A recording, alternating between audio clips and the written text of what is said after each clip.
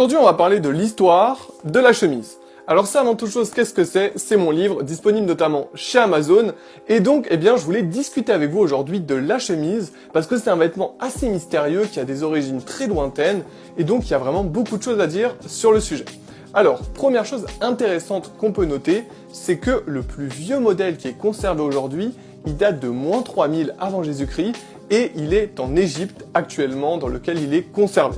Deuxièmement, c'est un vêtement qui était très populaire tout d'abord au Moyen-Âge. C'est là-bas qu'on a vraiment eu le début de la chemise. Au départ, il n'y avait pas de boutons, mais c'était quelque chose de soit tissé avec des cordes, etc. Alors aussi, il y a quelque chose à noter, c'est que c'est en 1871 qu'une firme londonienne se met à produire la première chemise de modèle en série. Et ça va avoir un impact énorme puisque ça va la démocratiser dans le monde entier et la rendre très accessible. Et donc lui porter toute cette aura qu'on connaît aujourd'hui. Donc ça, c'est vraiment une date majeure. Et de nos jours, c'est toujours un incontournable. C'est-à-dire que la chemise en tant que telle, c'est quelque chose qui est très porté, notamment dans les costumes, c'est indispensable. Et même dans la vie de tous les jours, beaucoup de gens mettent des chemises.